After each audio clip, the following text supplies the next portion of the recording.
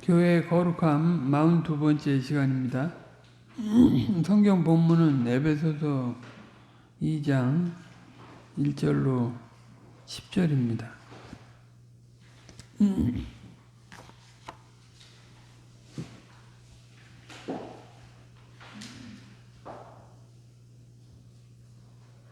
같이 읽겠습니다. 너희의 허물과 죄로 죽었던 너희를 살리셨도다. 그때 너희가 그 가운데서 행하며 이 세상 풍속을 쫓고 공중의 권세 잡은 자를 따랐으니 곧 지금 불순종의 아들들 가운데서 역사하는 영이라. 전에는 우리도 다 그 가운데서 우리 육체의 욕심을 따라 지내며 육체와 마음에 원하는 것을 하여 다른 이들과 같이 본질상 진노의 자녀이었더니 공일에 풍성하신 하나님이 우리를 사랑하신 그 큰 사랑을 인하여 허물로 죽은 우리를 그리스도와 함께 살리셨고 너희가 은혜로 구원을 얻은 것이라. 또 함께 일으키사 그리스도 예수 안에서 함께 하늘에 앉히시니 이는 그리스도 예수 안에서 우리에게 자비하심으로써 그 은혜의 지극히 풍성함을 오는 여러 세대에 나타내게 하려 하심이라. 너희가 그 은혜를 인하여 믿음으로 말미암아 구원을 얻었나니 이것이 너희에게서 난 것이 아니요 하나님의 선물이라. 행위에서 난 것이 아니니 이는 누구든지 자랑치 못하게 함이니라. 우리는 그의 만드신 바라 그의 그리스도 예수 안에서 선한 일을 위하여 지으심을 받은 자니 이 일은 하나님이 전에 예비하사 우리로 그 가운데서 행하게 하려 하심이니라. 하셨습니다.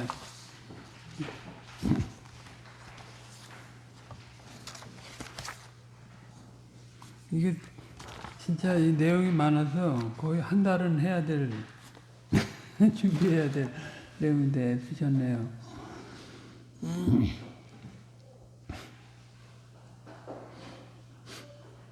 우리가 계속 공부하고 있는데 교회 거룩함에 대해서 항상 전제되어 있는 걸 아는 게 중요하죠. 그리스도의 생명, 우리가 통일성을 배울 때 그 내용을 공부했는데 그리스도의 선택과 부르심을 입은 사람들이 그리스도의 생명을 받아서 이제 유기적으로 연합돼서 통일성을 이루는 게 기본이고 그 다음에 이제 일을 할 수 있는 거예요. 하나님이 목표하신 일을 그 통일성 있게 그리고 구별되게 그 일을 할 수 있게 되는 것입니다. 전제가 잘못되면 그 뒤에 일은 아무리 하려고 해도 기초가 잘못되면 집을 질 수가 없듯이 그렇습니다. 내가 생명을 받았고 주님께 완전히 헌신된 존재고 서로 유기적으로 연합된 존재라는 인식이 없으면 아무리 많은 사람이 모여도 주님이 구원하신 속죄의 공효로서 그 완전한 교회 그리고 그 완전을 향해 나가는 교회로서 그 성격을 발휘할 수가 없어요. 그게 안 되는 걸 알기 때문에 다른 방법을 안 쓰는 거잖아요. 말씀과 성신님의 인도를 따라서 산다고 할 때에도 그렇게 기도를 하고 그렇게 말씀을 배우고 성신님을 의지한다고 하는데 그러면 그것을 어떻게 내가 누리고 가는가에 게 중요하잖아요. 그걸 은혜의 방도를 주셔가지고 그걸 누리고 가게 하셨는데 은혜의 방도로 누리고 가게 하신 거는 하나도 누리지 않고 기도만 하고 배우기만 해. 그러면 열매가 없어요. 그리고 판단만 해. 그 열매가 전혀 없어. 누가 하라고 해서 하는 게 아니고 교회는 그 생명을 발휘하는 거는 생명을 가진 사람은 저절로 발휘합니다. 역동적으로 자기를 부인하고 자기 십자가를 지고 그리스도의 자치를 따라가려고 하는 거죠. 전적으로 이제는 이전의 것들은 다 버리고 새 사람으로서 이제 가장 인생의 가치를 느낄 수 있고 인생의 참 본의를 찾을 수 있고 그 인생의 참 목적을 누릴 수 있는 그런 것들을 찾아서 나가게 되는 거예요. 그게 이제 성신 하나님의 신비한 힘으로 그런 일이 있는 거죠. 근데 내가 노력해서 뭘 알 수 있는 게 아니에요. 신학 서적을 읽고 성경을 읽어서 내용을 정리하고 그렇게 해도 자기 부정이 없고 그리스도의 몸인 교회로서의 인격의 발휘가 없으면 그건 아무것도 아니에요. 그러니까 여기 하나님께 완전히 거룩한 사명을 받은 자로서 일을 할 수 있게 하신다는 측면에서 컨세크레이션 임무를 받아서 움직여 나가게 하신다는 그런 거죠. 어떠한 거룩한 목적을 향해서. 그리고 그것은 이제 다른 것과 세상 것과는 완전히 구별되게 독점적인 영광의 개체로 움직여 나간다는 거예요. 독점적이고 독전적인 그런 표현을 쓰셨어요. 아주 어려운 표현인데 굉장히 중요한 표현이에요. 사실 세상에서는 찾아볼 수 없는 그런 독점적이고 독존적인 유일하게 존재하는 전부를 다 차지하고 있고 그런데 유일하게 존재하는 그런 은사를 써야 되는 거죠. 그냥 주님이 생명을 받아서 주님의 몸인 교회에 연합된 사람은 거저 붙어 있는 사람이 하나도 없어요. 아무리 약하게 보이는 지체라도 주님은 존귀를 더하셔가지고 그 전체 그리스도의 영광을 환하게 나타나게 하시는 거예요. 겉만 화려하게 붙어 있고 움직임이 없는 그냥 힘없이 달려있는 것 그건 오히려 다른 지체들에게 걸림돌이 되는 거예요. 없는 게 차라리 낫는 거예요. 없으면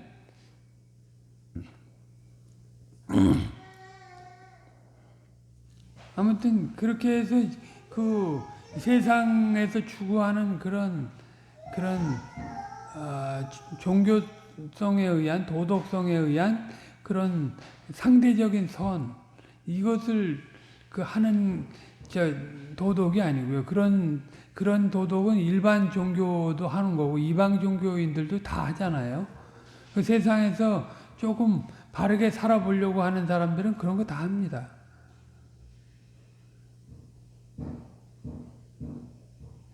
근데 이제 그리스도의 몸민 지체로서 순일성이라고 하는 것은 주님이 목표하신 일과 관련해 가지고 거기에 순전하게 자신을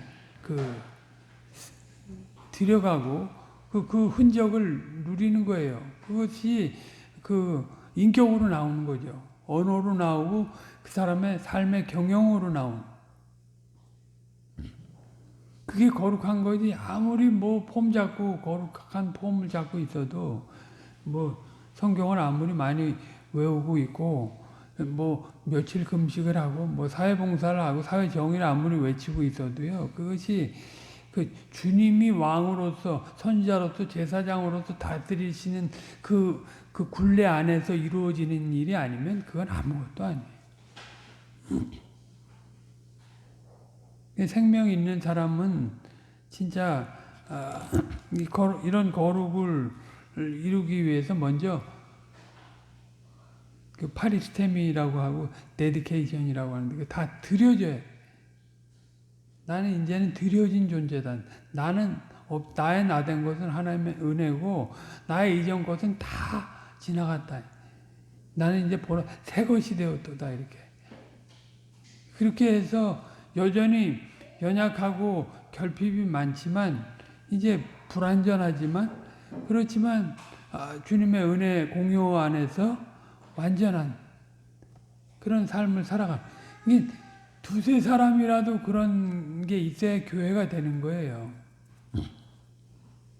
아무리 사람이 많이 모여도 전부 마음의 우상을 가지고 있고, 자기 꿈을 가지고 있고, 자기의 진선미한 것들을 가지고 있고, 그런 거 있으면 그 사람은 껍데기만 그냥 기독교인이지 전혀 아니에요.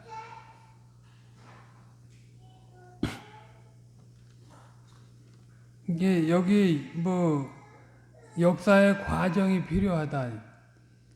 그리스도께서 우리 구원론 할 때 배웠는데요. 그 구원론 할 때 선택에서부터 영화로운 상태까지 그거를 우리가 차서 이렇게 다 살펴봤습니다. 그 선택에서 영화로운 상태에 이루는 것은 다 하나님이 하시는 것인데, 우리를 참여케 하신다. 성화를 이루어 나갈 때 우리를 그 은혜를 누릴 수 있도록 참여케 하신 그러니까 그 역사의 과정 속에서 거기에 참여해 가지고 내가 구원받은 자로서 그 성격을 나타내고 살아가고 그리스도의 장성한 분량이 충만한 데까지 나아가게 되는 거예요. 전적으로 선택과 부르심 안에서 내가 새로운 존재가 됐다고 하는, 이미 하늘에 안침받았다고 하는 존재, 그런 존재로서, 그게 에베소서에서도 2장에서 이미 1장에서부터 2장까지 삼위 하나님의 사역으로 하늘에 이미 승리한 교회로 올라가 있어요. 근데 6장에 가서 보면 전투하는 교회로서 교회적 성격을 나타내잖아요. 그것이 주님이 허락하신 질서, 굴레, 사도와 선자와 복음 전환자, 목사와 교사, 그런 직분자들을 쓰셔가지고 교회를 이루게 하시잖아요. 그리스도의 몸인 교회를.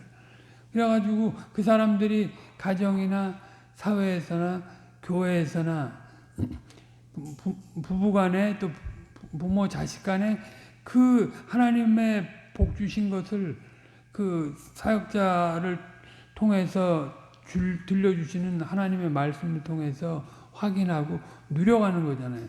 새 사람으로서 남편 역할을 하고, 새 사람으로서 아내 역할을 하고, 새 사람으로서 아버지 역할을 하고, 새 사람으로서 자녀 역할을 하고, 새 사람으로서 사회의 주인 역할을 하고, 새 사람으로서 사회의 종 역할을 할 수 있게 된다는 거예요.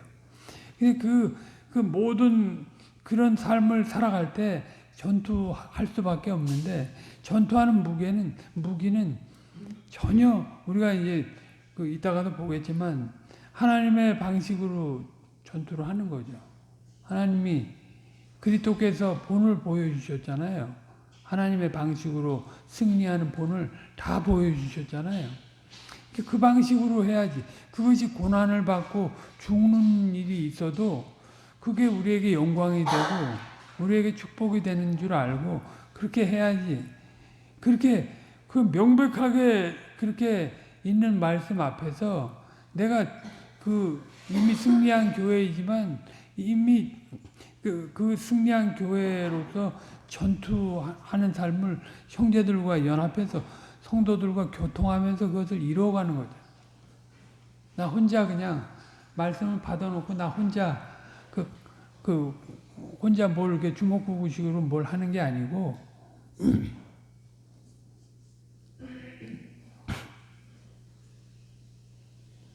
그게 굉장히 이게 사실은 처음부터 이 말씀을 드렸어요. 그래서 잘 몰라서 그랬다 이렇게 생각을 하고 충분히 하나님의 말씀을 쭉 다 가르쳐서 주께서 결과를 내시기를 바라고 중간에 별 희한한 일을 다 겪어도 주께서 결과를 내시기를 바라고 온 거잖아요, 우리가. 여기 가라지 얘기가 나오는데 하나님의 말씀을 성도가 어떻게 행동을 하든지 진두성찬으로 먹여야 된다고 했어요. 진두성찬으로 먹이게 되면 왜냐하면 가라지들이 힘을 못 쓰죠. 힘을 세력을 형성해서 진리의 체계로 주어지기 때문에 명백한 말씀 앞에서 개인적으로 뭐 소소하게 불평 불만을 할 수 있겠지만 그게 그 생명 있는 자들에게 영향을 끼쳐가지고 그렇게 나쁘게 나타나지 않는다. 합리적인 생각으로 보면 그런 사람들 그 가라지 다 뽑아버려가지고 그 알곡 농사 잘 짓게 해야지 그런 생각을 얼마든지 할 수 있는데 그 주님은 심판 때까지 내버려둬. 이 심판은 뭐 종말적인 심판도 되고 개인적인 심판도 돼요. 사실은 개인적인 종말도 돼요. 그때까지 내버려 두시는 거예요. 내버려 두라고 하는 거죠.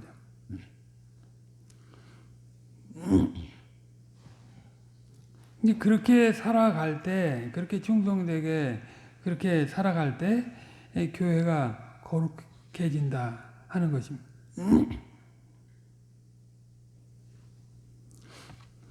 여기는 아주 요약에는 그걸 다 빼셨는데 예배당 짓는 문제하고 관련해 가지고 아주 너무 세세하게 잘 말씀을 해 주셨어요. 예배당 지어놓고 목사가 진리의 말씀을 전하는데 주력하지 않고 예배당 짓는데 주력해가지고 예배당 짓고 나서 쫓겨난다고.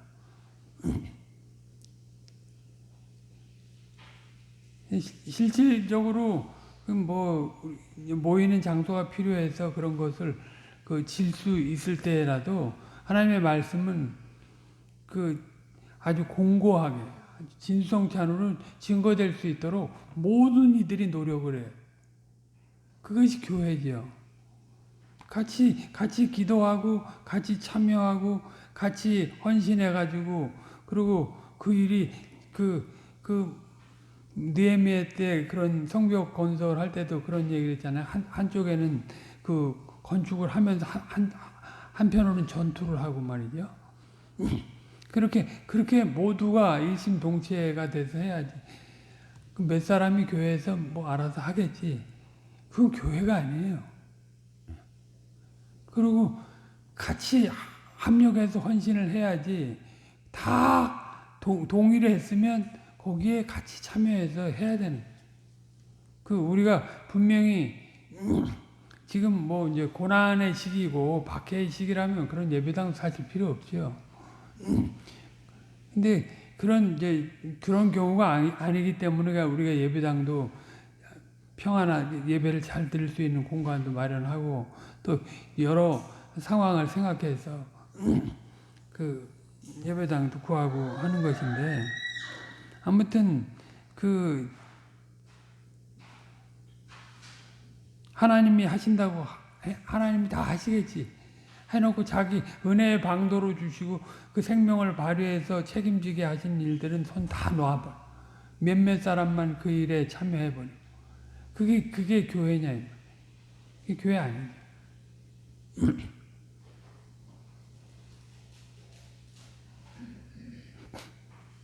우리 교회 같은 경우는 뭐 이전에도 말씀드렸지만 후임자 선정 과정에서 생겼던 일이고 IRC 신학교 이전과 관련해서 오직 하나님만 바라고 우리가 같이 기도했고 함께 논의했고 서로 책임을 지려고 하는 그런 결과를 냈습니다.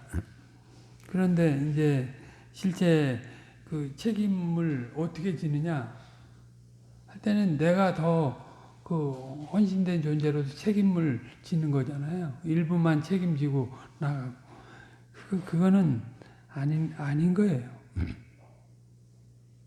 그러니까 주님이 뭐 돈이 없으셔서 우리에게 돈을 요구해가지고 예배당을 짓게 하시고 성전을 짓게 하시고 성막을 짓게 하십니까? 그건 아니죠.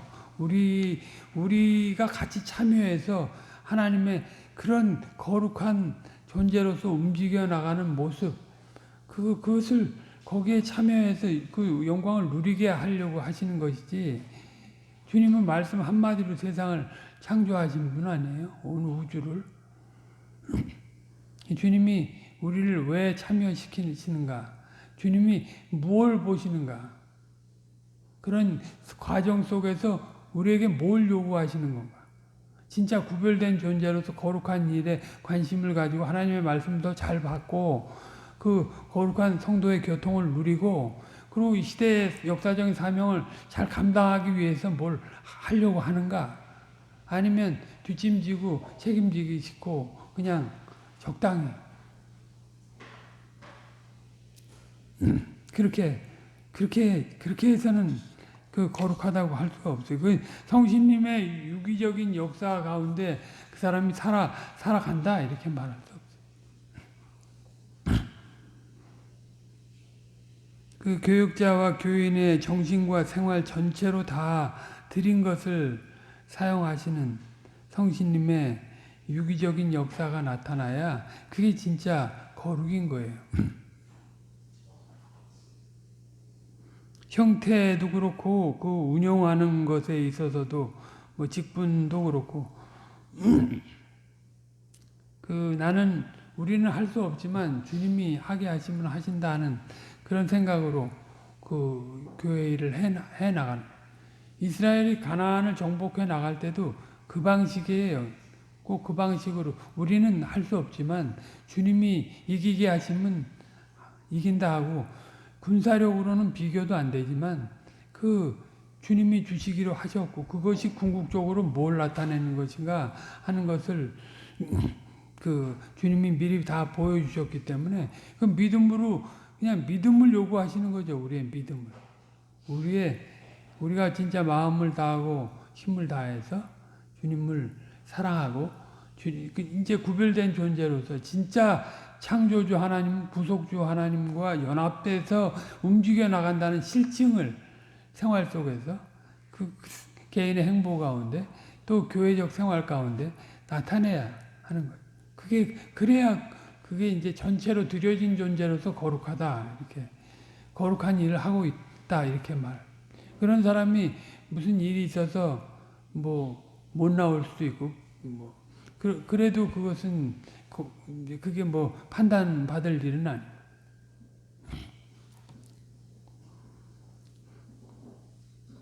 진리의 양식을 잘 전해야 되고요. 그리고 그 가라지들이 힘을 못 쓰게 이제 건강하게 자라가야 됩니다.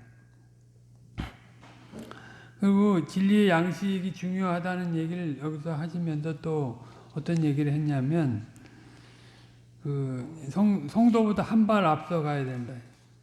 그런 얘기를 했어요. 우리 교회가 그동안 그 말씀을 먹어온 그 역사를 뭐 다 아시는 분은 다 아시고 모르실 수가 없게 다 우리 앞에 이제 증거가 있는데, 근데 초기에 이제 모임 멤버들이 나름대로 개혁교회를 꽤 오래 알아왔다고 그러고 그런 개혁신학을 많이 접하고 있는 토대였어요. 그런데 실질적인 교회상은 없었어요. 그래서 더 실질적인 얘기, 그걸 더 정교하게 깊이 있게 얘기하지 않을 수가 없었던 거예요. 물론 우리가 요리문답 공부도 하고 기독교 강요 공부, 그 외에 또 뭐 교회 법에 대한 공부, 또 뭐 이 언약적인 틀, 하나님의 나라에 대한 관점 이런 것들, 성경에 대해서, 구원에 대해서, 뭐 교회에 대해서 그런 교회가 서나가는 과정을 보기 위해서 가장 복음의 핵심을 보기 위해서 로마서부터 봤고요. 그리고 그 교회가 서나가는 과정 속에서 사도행전의 그 모습들을 그 살펴봤거든요. 그런 아예 생짜배기 가운데서 우리가 이 일을 한 게 아니고, 그래서 이게 좀 심도 있는 얘기도 할 수밖에 없었고, 그렇게 우리는 주께서 아마 교회적 상황을 보시고 그렇게 인도하셨다고 생각이 돼요. 분명히 안다고 하는데 실질적인 내용은 없으니까 그 부분을 더 정순되게, 정결하게 그렇게 알 수 있도록 우리에게 말씀 주신 걸로 생각이 됩니다. 지금 이렇게 돌이켜보면 그래요. 아무튼 그 교회는 그 단순히 성경만 가르치는 교회는 아니고 이 전투하는 교회로서 시대의 그 사상이 있잖아요. 이 시대의 사상도 역사를 따라서 굉장히 변천 과정이 있지 않습니까? 그것이 뭐 철학도 그렇고 정치도 그렇고 경제도 그렇고 그 외에 예술 같은 것도 다 그래요. 거기에는 그 인본주의 이제 중세 그 신본주의 시대에서 어떻게 그것이 인본주의로 변화돼서 세속화돼 가지고 완전히 지금은 이제 뭐 이전 것이 없어지고 껍데기만 취해졌고 종교 개혁자들이 어떻게 그런 것들을 국가와의 관계, 정치의 문제, 또 성도들이 경제 생활을 할 때 그것을 어떻게 해야 되는가 그런 것들도 차서 있게 다 그 시대 앞에 그 하나님 나라 하나님의 말씀을 가지고 그 다양한 내용들을 다 가르쳐 줬어요. 그래서 지금까지 그것이 성경을 통해서 밝혀졌고 우리가 더 명백하게 전투하는 교회원으로서 어떻게 정치를 할 때 어떻게 정치를 대하고 정치가들은 어떻게 대하고 살아가야 되는가 또 사회적으로 예술을 할 때는 또 어떻게 해야 되는가 그런 것들을 우리가 차서 있게 공부해서 알 수 있었던 거죠. 아무튼 우리가 그렇게 시대 앞에서 그 분명한 교회의 거룩성을 드러내는 교회로서 전투를 하면 이 배교의 그 실상을 더 극명하게 드러낼 수 있고 진짜 이 상대적인 개혁이 아닌 그 정통적인 전통적인 본질적인 개혁을 할 수 있게 되는 거예요. 종교 개혁 시대 때도 이제 로마 캐토릭이 너무 극우로 가버렸잖아요. 형식으로 조직으로 가버리고 정치로 껍데기로 가버리고 하니까 그거에 반응해서 농민들이 거기에 눌렸던 사람들이 이제 극좌로 가버렸잖아요. 그래서 아주 세상적인 방법으로 그 폭동을 일으키고 그렇게 해서 엄청난 혼란이 있었는데 그 종교 개혁자들 루터나 뭐 주잉글 블링거 뭐 칼빈도 그렇지만 그 속에서 하나님의 백성으로서 어떻게 바른 교회상, 인간상, 사회상을 누리고 살아가는가를 교회 쫓기면서도 박해를 받으면서도 그걸 이루었던 거예요. 그래서 그것이 우리에게 지금 그 생명의 양식으로 또 생명의 유산으로 남겨져 있는 것 아니에요. 극소수의 사실 전체 세계 인구와 비교해 보면 극소수의 인물들이 그렇게 쓰여서 하나님 나라가 이렇게 전진되고 확장돼서 그 완성을 향해서 나왔던 거예요. 거룩성은 진짜 하나님의 생명의 말씀을 쫓아서 내가 주님께 다 드려진 존재로서 행보해 나가요. 그래서 그 안에서 은사를 따라서 구별되게 하나님 나라의 일을 순일성을 가지고 이렇게 이루어 나갈 때 그렇게 하는 거지 혼자 하나님의 은혜를 얘기하고 구원받았다고 하고 그걸로 끝나면 안 되잖아요. 목적이 있는데 그 역사의 과정을 이루어서 개인이 아니라 교회로서 성화를 이루어 가야 되는 교회 전체가 그 진짜 참된 그리스도의 형상을 나타내고 하나님의 나라를 증시하도록 누구보다도 먼저 뭐 가장들이 또 교회 어른들이 그런 일을 책임져야 돼. 그 후대가 그걸 누릴 수 있도록 환경을 만들어줘야 돼. 그게 책임이죠. 역사적인 책임이고 전투하는 교회원으로서 역할을 하는 거예요. 그런 게 없이 책임 안 지고 기도하고 성신의 인도를 받는다고 하고 그건 다 가짜예요. 책임 안 지는 그런 속죄의 공효가 그렇게 책임까지 못 지게 하는 그런 속죄의 공효는 없어요. 열매가 있는. 여기까지 하겠습니다. 43